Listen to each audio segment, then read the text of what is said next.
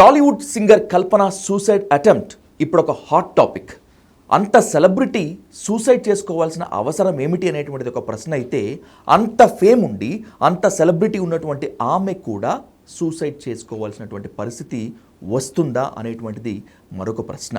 వీటన్నింటి నేపథ్యంలో suicidal tendency ఎలా ఉంటుంది, సూసైడల్ టెండెన్సీ సెలబ్రిటీస్కి అలాగే కామన్ పీపుల్కి ఒకేలా ఉంటుందా అనేటువంటి దానిపై ఇన్ డీటెయిల్గా ఇన్ డెప్త్గా డిస్కస్ చేద్దాం ప్రముఖ సైకాలజిస్ట్ విశేష్ గారితో.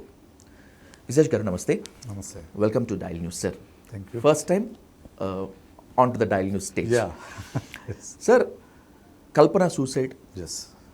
Suicide attempt, Attempt. దాని తర్వాత ఆమె ఫొటోస్ ఇవంతా కూడా ఒక రకమైనటువంటి భయాన్ని కలిగించాయి, ఒక రకమైన క్వశ్చన్స్ కూడా ఉన్నాయి. Right. అదేంటి, సెలబ్రిటీస్ కూడా చేసుకుంటారా సూసైడల్, వాళ్ళకు కూడా సూసైడల్ టెండెన్సీ ఉంటుందా అనేటువంటి క్వశ్చన్ ఒకటి. ఏంటి అసలు, how can it be possible అసలు ఇది అట్లా? ఫస్ట్ పాయింట్ మనం గుర్తుంచుకోవాల్సిందంటే సెలబ్రిటీలు కూడా మనుషులే. ఓకే, మనుషులకు ఉండేటి అన్ని రకాల బాధలు భయాలు వాళ్ళకు కూడా ఉంటాయి. మనకు స్క్రీన్ మీద చూడడం వల్ల లేకుంటే ఆ టీవీల్లోనూ షోస్లోనూ పదే పదే చూడడం వల్ల వాళ్ళు చాలా గొప్ప వ్యక్తులుగా కనిపిస్తారు. కానీ పర్సనల్ లెవెల్కి వెళ్ళినప్పుడు చాలామంది మామూలు వ్యక్తుల కంటే కూడా ఎక్కువ భయాలు ఉండే సెలబ్రిటీస్ ఉన్నారు. ఓకే, పర్సనల్గా వాళ్ళు చాలా ఇన్సెక్యూరిటీతో ఉండేవాళ్ళు, చాలా రకాలైన భయాలతో బతుకుతుండేవాళ్ళు, లేకుంటే డిప్రెషన్ యాంగ్జైటీ ఉండేవాళ్ళు చాలామంది ఉన్నారు సెలబ్రిటీస్ మన చుట్టూ కూడా. సెలబ్రిటీ సూసైడ్స్ ఇప్పుడు కొత్త ఏమీ కాదు కదా. మనకు ఇంతకుముందు సిల్క్ స్మిత చాలా ఫేమ్ ఉన్న సెలబ్రిటీ, దివ్యభారతి యాక్సిడెంట్ అని అంటారు, సస్పీషియస్ అది. ఓకే, దివ్యభారతి, మన ఆయన బాలీవుడ్ స్టార్ సుశాంత్ సింగ్ రాజ్పుట్, మనకు తెలుగులో ఉదయ్ కిరణ్. సో ఎంతకంటే ముఖ్యమైనది ఏంటంటే రంగనాథ్ గారు.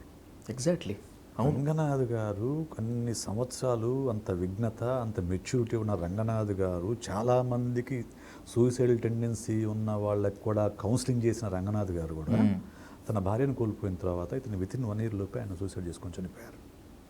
సో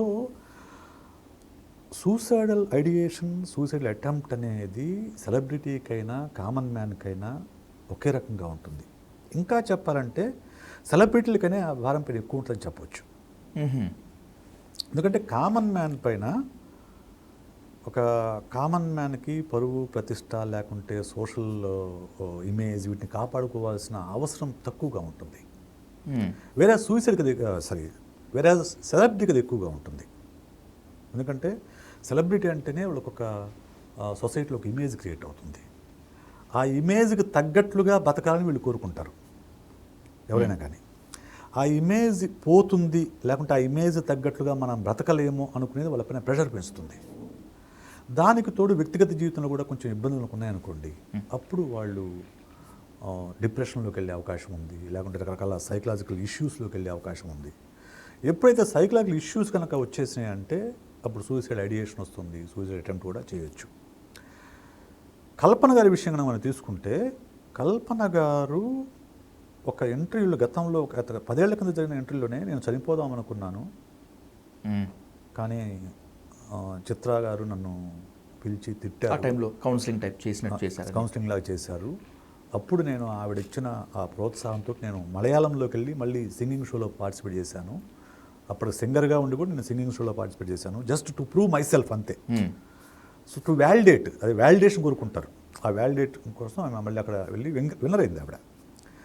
సో అంటే తన వ్యక్తిగత జీవితంలో ఉండే ఇబ్బందులు చికాకులు అనేవి ఆవిడ్ని కొంచెం మానసిక సమస్యలకు తోసాయని మనం అర్థం చేసుకోవాలి. దాని పర్యవసానమే ఇదని అర్థమవుతుంది. అవకాశాలు రాకపోవటం వల్ల సూసైడల్ టెండెన్సీ వస్తుందంటారు కొంతమంది. ఇప్పటి వరకు ఒక వెలిగి క్రమంగా ఆ లైట్ ఫేడ్ అవుట్ అవుతుండటం వల్ల, షేడ్ అవుట్ అవుతుండటం వల్ల సూసైడల్ టెండెన్సీ వస్తుందని చెప్పి అంటారు. Is that possible? ఇప్పుడు సూసైడల్కి రకరకాల కారణాలు ఉంటాయి విజయ్. ఒకటి కెమికల్ ఇంబ్యాలెన్స్, అంటే సైకలాజికల్ డిజార్డర్స్లో ఉన్నప్పుడు, సీరియస్ డిప్రెషన్లో ఉన్నప్పుడు, క్రానిక్ డిప్రెషన్లో ఉన్నప్పుడు మెదడు లోపల కెమికల్ బ్యాలెన్సే మారిపోతుంది. ఓకే, సో అలాంటప్పుడు ఏమవుతుంది, వాళ్ళకి భవిష్యత్తు మొత్తం శూన్యం కనిపిస్తుంది. భవిష్యత్తులో నీకు ఏమీ అసలు హోప్ అనేది కనిపించదు అసలు వాళ్ళకు. ఇంకా వాళ్ళ మైండ్ ఎప్పుడూ కూడా మొత్తం భవిష్యత్తు మొత్తం ఫ్యూచర్ మొత్తం బ్లాక్గా కనిపిస్తూ ఉంటుంది. అలాంటప్పుడు నాకు ఏ వాల్యూ లేదు, నాకు బతకడం అనవసరం అనే కోరికలు ఆలోచనలు పదే పదే వస్తూ ఉంటాయి. అప్పుడు వాళ్ళు సూసైడ్ అటెంప్ట్ చేసే అవకాశాలు ఎక్కువ. మరికొన్ని సందర్భాల్లో ఏమవుతుందంటే మనం ఒక వ్యక్తిని బలంగా నమ్ముతాము, లేకుంటే ప్రేమిస్తాము, ఆరాధిస్తాము, లేకుంటే వ్యాపారంలో పెట్టుబడులు పెడతాము, లేకుంటే ఇంకోటి చేస్తాము. ఆ నమ్మకం బ్రేక్ అయినప్పుడు కూడా, ఆ పెట్టుకున్న నమ్మకం బ్రేక్ అయినప్పుడు కూడా వాళ్ళకు they will get in to serious problems. So ఎందుకు ఇంక జీవితం, మనం నమ్మిన వ్యక్తి ఎంత మోసం చేసినప్పుడు ఈ జీవితం ఎందుకు అనే ఒక భావనలోకి వెళ్ళిపోతారు. అది కూడా కారణం కావచ్చు. ఇంకొన్ని సందర్భాలు ఏంటంటే ఫైనాన్షియల్ ప్రెషర్స్ ఉంటాయి. మిగతావనైతే తప్పించుకొని ఫైనాన్షియల్ ప్రెషర్ తప్పించుకుంటారు. మిగతావైతే సైకాలజిస్ట్ దగ్గరకు, సైకాట్రిస్ట్ దగ్గరకు వెళ్తే కొంతవరకు హెల్ప్ చేస్తారు, వాళ్ళు బయటపడేస్తారు. మరి ఫైనాన్షియల్ ప్రెషర్స్ ఎలాగా? నో వన్ విల్ హెల్ప్ కదా. No one can help. So మామూలుగా అయితే మనం ఎవరినో ఫ్రెండ్నో ఇంకొకరిని ఎవరినో అడుగుతాం. సపోజ్ ఇప్పుడు నేను ఒక ఫ్రెండ్ దగ్గర ఒక 5 lakhs అప్పు తీసుకున్నాను అనుకోండి, నేను ఒక 6 నెలల్లో ఇస్తానని చెప్తాను. నేను ఇవ్వలేకపోతాను. ఇవ్వలేనప్పుడు ఫ్రెండ్ 1-2 సార్లు అడుగుతాడు. నేను లేదబ్బా రావట్లేదు, మళ్ళీ ఇస్తా అని చెప్తా. చెప్పినప్పుడు వాడు ఇంకో 3 నెలలు చూస్తాడు. చూసిన తర్వాత తెస్తాడు, కోపం వచ్చి తిట్టేస్తాడు. అమ్మ నా బుద్ధులు తిట్టేస్తాడు. అది చాలా అవమానంగా ఫీల్ అవుతారు చాలామంది. ఎందుకంటే నా ఫ్రెండ్, క్లోజ్ ఫ్రెండ్ అయిన వాడు కూడా ఇట్లా నన్ను మాట్లాడటం అనేది ఎంతకంటే అవమానం ఎందుకు ఉంచాలి అనే ఒక భావనలోకి వెళ్ళిపోయి ది అటెంప్ట్ సూసైడ్. మనం ఇప్పుడు రైతులను చూస్తుంటాం కదా, 1-2 లక్షల రూపాయలకు కూడా సూసైడ్ చేసుకునే కేసులు మనం చూస్తాం. ఇది ఎక్కడి నుంచి వస్తుందంటే పరువు అనేది అన్నిటికంటే ముఖ్యమనే భావన నుంచి వస్తుంది. పరువు అనేది ఎక్కడా కూడా అదొక మిత్. పరువు అనేది మనం కల్పించుకున్న ఒక మిత్. ఓకే, నీకు డబ్బులుంటే పరువు ఆటోమేటిక్గా అదే వస్తుంది. మనం చూస్తుంటే 100 కోట్ల అప్పులు చేసి 1000 కోట్ల అప్పులు చేసిపోయినాడేమో హ్యాపీగా అది బతికేస్తూ ఉంటాడు. 2 లక్షలకు 3 లక్షలకేమో వీడు సూసైడ్ చేసుకుంటాడు. ఈ అంటే మనము ఎవరైతే మనిషి సృష్టించుకున్న ఆ వలయం ఏదైతే, ఆ మ్యాట్రిక్స్ ఏదైతే ఉందో, ఆ మ్యాట్రిక్స్లోంచి ఆలోచించినప్పుడు నీకు ఇంక జీవితం వృధా అనిపిస్తుంది. అలాంటి సందర్భాల్లో సూసైడ్ అటెంప్ట్ చేస్తారు. ఇంకొకటి ఏంటంటే ఎమోషనల్, అంటే ఏదో భర్తతోనో భార్యతోనో గొడవ అవుతుంది, లేకుంటే పేరెంట్స్ ఏదో తిడతారు. ఆ ఎమోషనల్ దీంట్లో సూసైడ్ అటెంప్ట్ చేస్తారు. రకరకాలుగా ఉంటాయి. ఇలా రకరకాలుగా సూసైడ్ అటెంప్ట్స్ అనేవి ఉంటాయి. ఇందులో కల్పన గారిది ఏమిటి అనేది మనకు స్పష్టమైన ఆధారాలు అయితే లేవు. మనకు స్పష్టంగా న్యూస్లో అయితే అలాంటి ఇన్ఫర్మేషన్ లేదు. కాకపోతే ఆవిడ గతాన్ని, ఆవిడ ప్రస్తుత దీన్ని మనం పరిశీలించినప్పుడు ఒకటి ఆమె మ్యారిటల్ కాన్ఫ్లిక్ట్ ఉంది, ఆమె డివోర్సీ ఆవిడ. కానీ మరి ఈరోజు వార్తలో భర్త మద్రాసు నుంచి వచ్చారని చెప్తున్నారు. అంటే సెకండ్ మ్యారేజ్ చేస్తుండలేదు మనకు తెలియదు, క్లారిటీ లేదు మనకు మీడియాలో ఉన్న న్యూస్ ప్రకారమే. అదొక మ్యారిటల్ కాన్ఫ్లిక్ట్ ఒకటి ఉంది. ఎప్పుడైనా మ్యారిటల్ కాన్ఫ్లిక్ట్ ఉన్నప్పుడు that will push the people to think negatively, డిప్రెసివ్గా వెళ్ళిపోతారు. ఒకటి. రెండోది, ఆవిడకి మధ్య అవకాశాలు కూడా తగ్గాయి. మనం గమనిస్తే ఈ మధ్యకాలంలో పెద్దగా పాడిన సందర్భాలు కూడా ఏం లేవు, షోస్ కూడా తగ్గాయి. ఎగ్జాక్ట్లీ. సో ఇవన్నీ కలగలిసి ఆమెను ఒక డిప్రెషన్లోకి తోసేసి ఉంటుందేమో అని మనకు ఒక అజంప్షన్, అంతే. అది కరెక్ట్గా చెప్పలేము, ఉన్న సిచ్యుయేషన్స్ని బట్టి అదే చేసి ఉంటుంది. బహుశా అలాంటి పరిస్థితుల్లో ఇంట్లో ఎవరు లేకపోవడం, ఒంటరిగా ఉంటున్నారు ఆవిడ ఇక్కడ. సో ఒంటరితనం అనేది చాలా భయంకరమైంది, చాలా భయంకరమైంది. మనం అనుకుంటాం కానీ చాలామంది ఒంటరితనం అనేది మనిషిని కుంగదీస్తుంది, మనిషిని మరణం దిశగా ఆలోచించేలాగా చేస్తుంది. ఆవిడ ఒంటరిగా ఉన్నారు, ఇవన్నీ సమస్యలు ఉన్నాయి, వీటన్నిటి నేపథ్యంలో బహుశా ఆవిడ అటెంప్ట్ చేస్తుందని అనుకోవచ్చు. వయసు పెరుగుతున్న కొద్దీ అనుభవం వస్తుంది, రాటు తేల్తారు.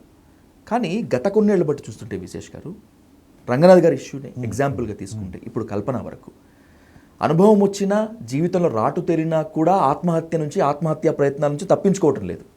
ఏంటి అసలు ఇదేంటి? అంటే లైఫ్కి ఒక పర్పస్ ఉన్నప్పుడేమో మనం ఎలా ఉన్నా కానీ బతుకుతాం అనుకుంటాం.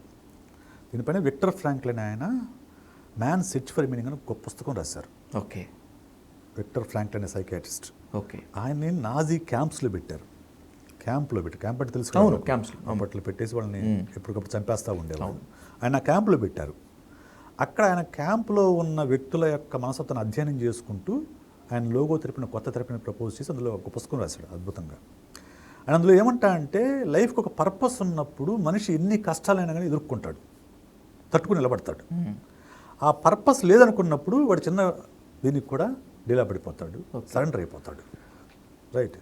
రంగనాథ్ విషయం తీసుకుంటే రంగనాథ్ ఇక్కడ పర్పస్ ఏంటంటే తన భార్యను బాగా చూసుకోవాలి. ఆవిడ భార్య బెడ్ రిడన్. అవును.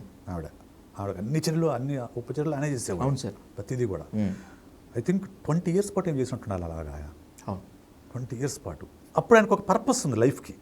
ఓకే. నా లైఫ్ ఒక పర్పస్ ఉంది, నా భార్యని నేను బాగా చూసుకోవాలి నాకు పర్పస్ ఉంది కాబట్టి ఆయన చేశాడు. భార్య చనిపోయిన తర్వాత ఆయన జీవితం శూన్యంగా అయిపోయింది, శూన్యంగా మారిపోయింది.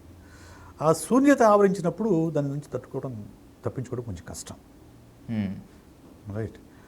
సో అలాగే ఎవరికైనా కానివ్వండి, ఇప్పుడు కల్పన గారికి కూడా ఒక పర్పస్ ఉందనుకోండి, పర్పస్ ఉంటే మనం నిలబడతాం. నేను చాలాసార్లు చెప్తూ ఉంటాను, రాస్తూ ఉంటాను కూడా, జీవితానికి అర్థం పరమార్థం జీవించటం మాత్రమే. నువ్వు యాజ్ ఏ బీయింగ్ నువ్వు బతకాలి ఫస్ట్. పరువు, ప్రతిష్ట, తొక్క, తోలు ఇవన్నీ కూడా హంబక్. నువ్వు ముందు బ్రతికుంటే ఈరోజు పోయిన పరువుని రేపు సాధించుకోవచ్చు, మళ్ళీ తిరిగి సంపాదించుకోవచ్చు. ఈరోజు పోయిన డబ్బుని రేపు సంపాదించుకోవచ్చు. ఓకే. ఈరోజు పోయిన పేరు ప్రఖ్యాతులు రేపు సంపాదించుకోవచ్చు. చనిపోతే ఇంకేం సంపాదిస్తాము? బేసిక్ ఫిలాసఫీ ఆఫ్ లైఫ్ మీద అవగాహన లేకపోవడం ఒకటి. అంటే అన్నిటి జీవితం కంటే పరువు ముఖ్యం అనే భావన కొంతమందిని ఆ పరువు పోయినప్పుడు ఇలాంటి చెడులకు ప్రేరేపిస్తుంది. వీటన్నిటికంటే ముఖ్యమైనదంటే మానసిక ఆరోగ్యం. మానసిక ఆరోగ్యం. చాలామందికి మానసిక ఆరోగ్యం పట్ల అవగాహన ఉండదు. ఇప్పుడు చాలామంది, కొంతమంది ఫ్రెండ్స్ ఉన్నారు అనుకోండి, ఎందుకు బతకాలి అసలు, బతికేం సాధిస్తాము అంటారు. ఇప్పటి వరకు శారీరక ఆరోగ్యం అనేటువంటి పదం చాలా ఎక్కువగా విన్నాను. శారీరకంగా ఫిట్గా ఉండాలని చెప్పి దానికోసం జిమ్స్కి, డైట్స్ ఇదంతా. మానసిక ఆరోగ్యం ఈ పదం చాలా కొత్తగా ఉంది. అసలు ఉంటుందా మానసిక ఆరోగ్యం అనేటువంటి? మానసిక ఆరోగ్యం చాలా ఇంపార్టెంట్. అసలు there is no health without mental health. Okay. Mental health లేకుండా హెల్త్ అనేది లేదు అసలు. మనకు వచ్చే జబ్బుల్లో 70 to 80% మెంటల్ హెల్త్ ప్రాబ్లం వల్లనే వస్తాయి. స్ట్రెస్ వల్ల, యాంగ్జైటీ ఇటువంటి వల్ల ఫిజికల్ ప్రాబ్లమ్స్ కూడా వస్తాయి. కానీ చాలామందికి అవగాహన లేదు. ఫస్ట్ పాయింట్ ఒకటి. ఇంకోటి ఏంటంటే, మనము జలుబు వస్తే డాక్టర్ దగ్గరికి వెళ్తాం, దగ్గు వస్తే డాక్టర్ దగ్గరికి వెళ్తాం, జ్వరం వస్తే డాక్టర్ దగ్గరికి వెళ్తాం, గుండెలు ఏదైనా నొప్పిగా అనిపిస్తే డాక్టర్ దగ్గరికి వెళ్తాం. కానీ మనసు బాగాలేకపోతే డాక్టర్ దగ్గరికి వెళ్ళడానికి భయపడతాం, ఇబ్బంది పడతాం. ఎందుకు? పిచ్చోడు అంటారేమో భయం. అంటే ఒక సైకాలజిస్ట్ని కానీ సైకాట్రిస్ట్ని కానీ సంప్రదిస్తే పిచ్చివాడని ముద్ర వేస్తాడనే భయంతో చాలామంది సంప్రదించరు. Especially celebrities. Exactly. Especially celebrities. ఎందుకంటే ఎక్కడ ఎవరి దగ్గరికి వెళ్తే ఇది లీక్ అవుతుందో, వాళ్ళు బయటికి చెప్పేస్తారేమో, వాళ్ళు మనం తక్కువ అనుకుంటారేమో అనే భయంతో చాలామంది సెలబ్రిటీస్ తీసుకోరు. Correct me if I'm wrong Vishesh garu. నేను ఎక్కడో చదివాను, తమిళనాడు మాజీ సీఎం జయలలిత కూడా ఇదే సిండ్రోమ్తో భయపడి బాధపడి చాలా కాలం తన అనారోగ్యానికి కరెక్ట్ ట్రీట్మెంట్ తీసుకోలేకపోయారు. ఎస్. ఈ మధ్యకాలంలో నాకు బాగా నచ్చింది అంటే అమ్మాయి సమంతా కూడా, దీపికా పడుకునే కూడా ఓపెన్ స్టేట్మెంట్ ఇచ్చింది. నేను డిప్రెషన్కి ట్రీట్మెంట్ తీసుకున్నాను. దీపికా పడుకునే డిప్రెషన్ ఏంటి అనే డౌట్ రావచ్చు మనకు. ఎంత ఫేమ్ ఉన్న హీరోయిన్ అమ్మాయి, అంత ఫేమ్ ఉన్న హీరోయిన్ ఏంటి, ఆమెకు డిప్రెషన్ ఎందుకు వచ్చింది అంటే, జీవితంలో రకరకాల సమస్యలు ఉంటాయి. మనకు బయట కనిపించేది మాత్రమే జీవితం కాదు కదా, స్క్రీన్ మీద కనిపించేది జీవితం కాదు, లేకుంటే పేపర్లోనూ సోషల్ మీడియా కనిపించేది మాత్రం జీవితం కాదు. నేను కొంతమంది మనకు సోషల్ మీడియా సెలబ్రిటీస్ కానివ్వండి, లేకుంటే ఫిల్మ్ ఇండస్ట్రీలో కొంతమంది కానీ పర్సనల్గా కౌన్సిలింగ్ చేసినప్పుడు మనకు అర్థమవుతుంది, వాళ్ళు బయటకు చూపించే ఫేస్ వేరు, ఆ చూపించే ఫేస్ వెనకున్న దాగున్న ఫేస్ వేరు. చాలామంది సెలబ్రిటీస్లో ఇలా ఉంటుంది. కాబట్టి ఇది సెలబ్రిటీస్ అంటే భయపడతారు, వాళ్ళు పరుగు పోతుందనే భయంతో చాలామంది తీసుకోరు, ధైర్యం చేయరు. మెంటల్ హెల్ప్ తీసుకోవడానికి ధైర్యం చేయకపోవడం వల్ల ఏమవుతుంది, డిప్రెషన్ లాంటిది కానీ, యాంగ్జైటీ లాంటిది కానీ, ఇంకో డిజార్డర్స్ కానీ సివియర్ అయిపోతాయి. సివియర్ అయిపోయిన తర్వాత అలాంటప్పుడు ఇటువంటి చర్యలకు పాల్పడే ప్రమాదం ఉంటుంది. కల్పన ఇన్సిడెంట్ని మరొకసారి తీసుకుంటే, ఆమె చెప్పిన దాని ప్రకారమే కొన్నేళ్ల క్రితం ఆమె సూసైడల్ టెండెన్సీలోకి వెళ్ళింది. లక్కీలీ చిత్ర గారు అసిస్ట్ చేయడం వల్ల ఆమె బయటకు వచ్చింది. అండ్ అగైన్ ఇప్పుడు ఇంత దారుణమైనటువంటి ఘటన. ఈమెది కాస్త లాంగ్ టెన్యూర్ అనుకుంటే విశేష్ గారు, కొంతమందికి సూసైడల్ టెండెన్సీ చాలా దారుణంగా ఉంటుంది, అదే పనిగా సూసైడ్ చేసుకో అని చెప్పి బాగా పుషప్ చేస్తూ ఉంటుంది. ఇటువంటి వాళ్ళని మీలాంటి గ్రేటెస్ట్ సైకాలజిస్ట్ దగ్గరికి పంపిస్తే, ఇంకేదైనా కౌన్సిలింగ్ ఇస్తే, ఇస్ దర్ ఎనీ ఛాన్స్? అసలు ఎందుకు వస్తుంది ఇట్లా?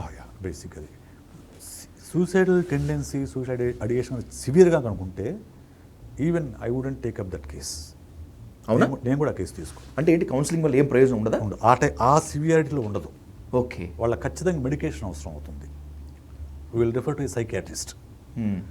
సైకియాట్రిస్ట్ ఏం చేస్తారు, మెడిసిన్స్ ఇస్తారు. మెడిసిన్స్ ఇవ్వడం వల్ల ఆ కెమికల్స్ కొంచెం బ్యాలెన్స్ అయ్యి ఆ ఐడియేషన్ తగ్గుతుంది. ఓకే. సూసైడ్ చేసుకోవాలనే ఆలోచన తగ్గుతుంది. ఆలోచన తగ్గిన తర్వాత మళ్ళీ కౌన్సిలింగ్ థెరపీకి తీసుకురావచ్చు. అప్పుడు మళ్ళీ థెరపీ తీసుకుంటే అసలు ఆలోచన ఎందుకు వచ్చింది, దాని వెనక మూల కారణం ఏంటి, దాన్ని ఎలా మనం చూడాలి, పరిష్కరించుకోవాలి అనేది అక్కడ మళ్ళీ థెరపీ ఉపయోగపడుతుంది.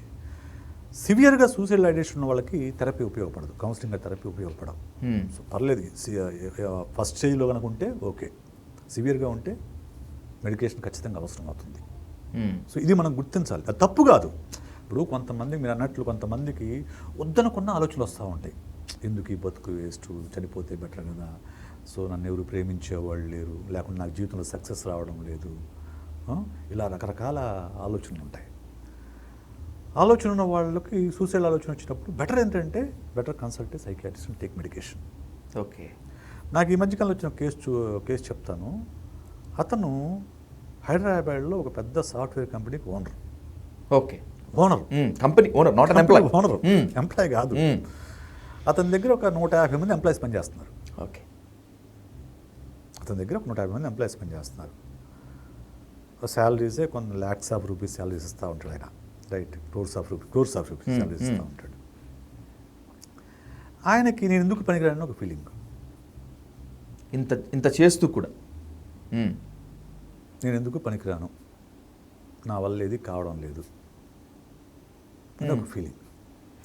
ఆ ఫీలింగ్ ఎందుకు వస్తుంది? కళ్ళ ముందు అంత కనిపిస్తుంది కదా, తన కంపెనీ ఉంది. ఇప్పుడు ప్రతి ఒక్కళ్ళకి ఒక మార్క్ ఉంటుంది, ఒక బెంచ్ మార్క్ ఉంటుంది. ఇప్పుడు మనకేమనిపిస్తుంది, ఆయన వ్యాపారంలో సక్సెస్ కాబట్టి ఆయన చాలా గొప్ప వ్యక్తి అని మనకు అనిపిస్తుంది సొసైటీకి. ఆయనకేంటి, తన భార్య అప్రూవల్ ఇంపార్టెంట్. ఓకే. తన భార్య వ్యాలిడేట్ చేస్తేనే ఆయన సక్సెస్ అంటే లెక్క. ఓకే. లేకపోతే తన కొడుకు వ్యాలిడేట్ చేసిన సక్సెస్ అంటే లెక్క, లేకపోతే తన బంధువులు వ్యాలిడేట్ చేసిన సక్సెస్ అంటే లెక్క. అది రావడంలా, అక్కడి నుంచి రావడంలా, ఫ్యామిలీ అక్కడి నుంచి రాకపోవడం వల్ల ఆయన నేను ఫెయిల్యూర్ అనుకుంటున్నాడు. ఓకే. ఆ మనస్థితిలో ఉన్న వాళ్ళకి ఇటువైపున సక్సెస్ని చూసేంత ఇది ఉండదు, ఆ మైండ్ ఇటువైపు వెళ్ళదు. ఎంతసేపటికి ఏదైతే నేను ఇంపార్టెన్స్ ఇస్తున్నది అదే మనకు ఇంపార్టెన్స్ అనిపిస్తుంది తప్ప అవతల వైపు ఇంకో రకమైన సక్సెస్ మనకు వాళ్ళ కంటికి కనిపించదు, కళ్ళ ముందు ఉన్నా కానీ. రైట్. సో ఇలాగ ఎవరికి ఎందుకు ఆ థాట్ వస్తుంది అనేది ఎవరు చెప్పలేరు. ఎవరి జీవితం వాళ్ళదే, ఎవరి సమస్యలు వాళ్ళవే, ఎవరి కారణాలు వాళ్ళవే. అవి వాళ్ళు మనసు విప్పి మాట్లాడినప్పుడు మనకు అర్థమవుతుంది తప్ప వాళ్ళు చెప్పకుండా ఎవ్వరికీ తెలియదు. అయితే సూసైడ్ చేసుకునే వాళ్ళు చాలామంది ఎమోషనల్ సూసైడ్స్ కాకుండా, ఎమోషనల్ సూసైడ్స్ అంటే గొడవ పడినప్పుడు, అమ్మ నాన్న తిట్టినప్పుడు, భార్యాభర్త గొడవ పడి చేసుకుంటారు కదా, అవి ఎమోషనల్ సూసైడ్స్. అవి స్పర్ ఆఫ్ మూమెంట్ జరిగిపోతాయి, ఆ మూమెంట్ జరిగిపోతాయి. ఆ ఒక్క 5-10 నిమిషాలు వాళ్ళు హోల్డ్ చేయగలిగామంటే మళ్ళీ ఏముండదు, మళ్ళీ అసలు ఆలోచన రాదు వాళ్ళకు. కానీ ప్లాన్డ్ సూసైడ్స్ అనేవి అవి over a period of time జరుగుతాయి. వీళ్ళు సిగ్నల్స్ వదులుతూనే ఉంటారు, ఫ్రెండ్స్తో కానీ ఫ్యామిలీ మెంబర్స్తో కానీ సిగ్నల్స్ వదులుతూ ఉంటారు. ఈ జీవితం ఎందుకు వేస్ట్, ఎందుకు ఈరోజు చచ్చిపోతే రేపటి 2, ఇట్లాగా డైలాగ్స్ని వదులుతూ ఉంటారు. మనం వాటిని చాలా తేలిగ్గా తీసుకుంటాం, ఏరా ఏం పిచ్చి పిచ్చి మాటలు మాడతా, నీకేమైందిరా అని చెప్పేసి. యూజువల్గా ఫ్రెండ్స్ ఏమంటారు, ఏరా నీకేం పిచ్చయ్యారా, నేను పిచ్చి పిచ్చి మాటలు మాడుతున్నావు, మూసుకురా పదా, ఒక ట్రిప్ వేసి వద్దాం పదా అంటాం, అంటే కూర్చుందాం సాయంత్రం సిట్టింగ్లో కూర్చుందాం పదా అంటాం. ఇది మనం ఇచ్చే తాత్కాలికమైన solutions.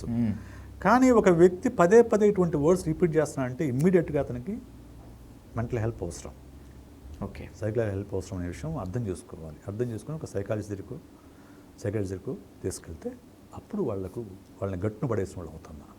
Okay, let's keep full stop with one important question Vishesh garu. Correct me if I'm wrong, ఈ క్వశ్చన్ కూడా. ఆత్మహత్య చేసుకునేటువంటి వాళ్ళు పిరికి పందలు అని చాలామంది ఒక జనరలైజ్ స్టేట్మెంట్ ఇచ్చేస్తూ ఉంటారు. నేను మాత్రం ఆత్మహత్య చేసుకునేటువంటి వాళ్ళు చాలా ధైర్యవంతులు, కానీ ఆ టైంలో వాళ్ళకి గనక కాస్త మీరు అన్నట్లు ఒక అసిస్టెన్స్ ఇస్తే వాళ్ళు ప్రపంచాన్ని జయిస్తారని నేను అంటాను. ఆత్మహత్య అనేది it is the last cry of A person. Okay, చివరిసారిగా ఏడుపు. అంటే నన్ను ఎవరు అర్థం చేసుకోవడం లేదు, ఇప్పటికైనా నన్ను అర్థం చేసుకోండి రా అని చెప్పే ఏడుపే సూసైడ్ అటెంప్ట్. రైట్, అదేమి పిరికివాడు చేసుకునేది కాదు. చాలా గొప్ప ధైర్యవంతులు, చాలా మానసిక శరీరం ఉన్న వాళ్ళు కూడా ఆత్మహత్యాయత్నం చేయొచ్చు. ఓకే, అదే నేను చెప్తుంది. కొన్ని కారణాలు, వ్యక్తిగత కారణాలు, వ్యక్తిగత జీవితంలో కారణాలు ఉండొచ్చు. కొన్ని ఆత్మహత్యలకి కెమికల్ ఇంబ్యాలెన్స్ రీజన్ అయి ఉండొచ్చు. ఓకే, ఏది కారణం అనేది అర్థం చేసుకుని దానికి తగ్గ చికిత్స తీసుకోవడం అనేది అవసరం. సో ఆత్మహత్య చేసుకోవడం పిరికి వాళ్ళు కాదు, అది చాలా రాంగ్ నోషన్. అసలు అది చాలా రాంగ్. ఇటువంటి చాలా ఉన్నాయి ఆత్మహత్యలకు సంబంధించిన ఒక చెడు అపోహలు, interpretations, general statements, sweeping statements చేస్తూ ఉంటారు. సో అవి తప్పు. ఆత్మహత్య ఆలోచన వచ్చిందంటేనే మనం జాగ్రత్త పడాలి. అటువంటి మన ఫ్రెండ్స్ కానీ మన బంధువులు ఎవరైనా అటువంటి మాటలు మాట్లాడుతున్నారంటే ఫస్ట్ చేయాల్సింది ఏంటంటే లిజన్ టు దెమ్. కూర్చోబెట్టి వినండి. వాళ్ళు ఏం చెప్పి వాళ్ళ మనసు విప్పి మాట్లాడే అవకాశం ఇవ్వండి. ఫస్ట్ వాళ్ళు మనసులో బాధ చెప్తారు. అప్పుడు ఇదేం కొట్టేయకుండా నీకు నేనున్నాను అని భరోసా ఇవ్వండి. మనం యూజువల్ ఏం చేస్తామంటే ఏం రేపు పిచ్చి మాట్లాడతావు ఇక్కడ అవసరం కొట్టిపడేస్తాం. అలా చేయకూడదు ఎప్పుడు కూడా. అప్పుడు ఏమవుతుంది, అలా చేసామనుకోండి వీడిని అర్థం చేసుకోలేదని ఫీల్ అవుతాడు అవతల మనిషి. నా పెయిన్ వీడికి అర్థం కాలేదనే ఫీలింగ్ వస్తుంది అవతల వాళ్ళకి. సో కాదు, నీ బాధ నాకు అర్థం అవుతుంది, I can understand you, so I'm with you at any time for anything you can call me అని చెప్పేసి వాళ్ళకి భరోసా ఇవ్వండి. ఎగ్జాక్ట్లీ. అప్పటికి వాళ్ళ ప్రవర్తనలో కానీ వాళ్ళ ఆలోచనలో మార్పు రాకపోతే ఇమ్మీడియట్గా ఒక సైకాలజీ తీసుకెళ్ళి వాళ్ళకి కావాల్సిన సహాయం అందిస్తే మీరు ఒక ప్రాణాన్ని కాపాడిన వాళ్ళు అవుతారు. ఒక ప్రాణం పోవడం అనేది ఒక ప్రాణంతో ఆగదండి. ఆ మనిషి చుట్టూ ఉన్న కుటుంబం, దానికి సంబంధించిన కుటుంబాలు, ఒక వ్యక్తికి సూసైడ్ కనుక చేసుకుంటే దరిదాపు ఒక 15 మంది పైన ఎఫెక్ట్ ఉంటుంది. 15-20 మంది పైన ఎఫెక్ట్ ఉంటుంది. కుటుంబ సభ్యులు, ఎక్స్టెండెడ్ ఫ్యామిలీ మెంబర్స్, ఫ్రెండ్స్, వీళ్ళందరి మనసుల పైన వాళ్ళ ప్రభావం ఉంటుంది. కుటుంబంలో ఆత్మహత్య చేసుకుంటే అది కంటిన్యూ అయ్యే ప్రమాదం కూడా ఉంది. ఆ ఇంపాక్ట్ ఉంటుంది. ఓకే, అంత బలంగా ఉంటుంది. కాబట్టి వీలైనంత వరకు ఏంటంటే వాటిని ఆపడానికే మనం ప్రయత్నం చేయాలి. సింపుల్ మార్గం ఏంటంటే మనసు విప్పి మాట్లాడుకునే అవకాశం కల్పించాలి. వాళ్ళు చెప్పిన దాన్ని జడ్జి చేయటం మెయిన్ సంబంధించిందంటే జడ్జ్ చేస్తాం మనం. చాలామంది అవతల చెప్పగానే పిచ్చి మాటలు జడ్జ్ చేస్తారు. ఆ జడ్జి చేయకూడదు ఎప్పుడు కూడా. జడ్జ్ చేయకుండా ఒక ఎంపాథెటిక్ మైండ్ సెట్తో విని వాళ్ళ మనసులో బాధను అర్థం చేసుకొని, ఇప్పుడు సింపుల్ లాజిక్ అనొచ్చు, ఈ కల్పనకేంటి కర్మ? అంత నేము ఫేము ఉన్న వ్యక్తికి ఏంటికి కర్మ? పిచ్చి కాకపోతే, సో ఇది పిరికితనం కాకపోతే ఏంటి? జీవితంలో ఎన్ని డక్కా ముక్కిలు తిన్న వాళ్ళు, ఎంతకంటే సమస్యలు ఉన్న వాళ్ళు లేరా? ఏమకెందుకు ఆ ప్రాబ్లం వచ్చిందని ఒక జడ్జిమెంటల్ కామెంట్స్ పాస్ చేస్తాం. పాస్ చేసిన అవి ఇంకా కుంగదీస్తాయి అవతల మనిషిని తెలిస్తే. అసలు జడ్జిమెంట్ చేయకూడదు మనం. ఎవరి జీవితంలో ఎవరికి ఏది ఎక్కువ కష్టం అనిపిస్తుందో మనం చెప్పలేము. ఫస్ట్ పాయింట్ చెప్పలేము. ఇందా నేను చెప్పినట్టు ఒక ఐటీ కంపెనీ ఓనర్కి భార్య కామెంట్ అనేది చాలా పెద్ద ఇంపాక్ట్ చూపించవచ్చు. ఈ 100 కోట్లు ఉన్నవి అసలు ఇంపార్టెంట్ కానే కదా ఆయనకు. భార్య నన్ను మెచ్చుకుంది లేదని ఒకటే ఇంపార్టెంట్ ఆయనకు.